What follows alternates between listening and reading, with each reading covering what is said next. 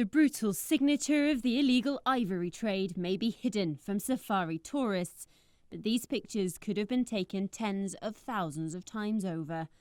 Tanzania's Ruaha area lost 12,000 elephants in 2014. It was the world's worst massacre of elephants. We now have new evidence that some of the very government rangers who were paid to prevent it were part of the killing. New scientific analysis of aerial surveys shows clusters of carcasses close to 3 ranger posts.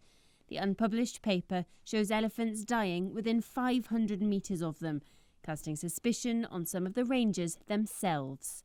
We see these hotspots around 2 or 3 of the ranger posts, and it's hard to explain those except in relation to the ranger post, that somehow the rangers are probably complicit in poaching. We estimate that around about 5% of rangers may have some connection with poachers and are able to inform them about the activities of the patrols. We've spent the last year speaking to those who were there at the height of the crisis. One ranger, fearing for his safety, told me he knew some of his colleagues were helping poachers. They give them rounds. For example, the poacher has a gun, but he has no ammunition, so he gets it from the ranger. He says he saw phone messages between rangers and poachers and knew of rangers warning poachers of patrols. It's a lot. Many of them do it. At its worst, 30 elephants a day were being slaughtered here. Ruaha was the ivory trade at its most deadly. One of Africa's biggest elephant populations cut down to 1/3 of its size. Our evidence suggests that those who were supposed to be protecting them may have been involved in the killing.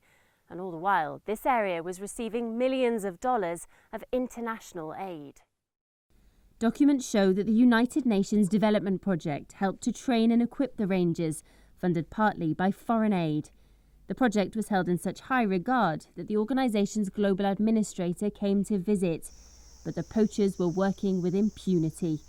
In 2014, even tourism companies raised the alarm, writing to authorities after hearing gunshots and finding bullet cases scattered on the ground. We were devastated, absolutely devastated, because this had been happening on our doorstep.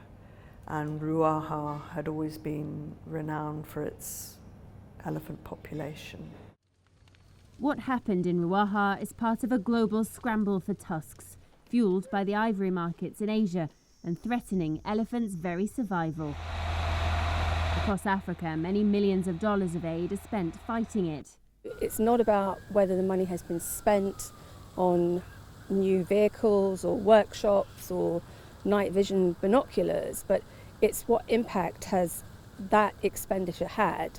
If you can't show impact for the millions of pounds that you've spent, then you shouldn't be getting the money in the first place.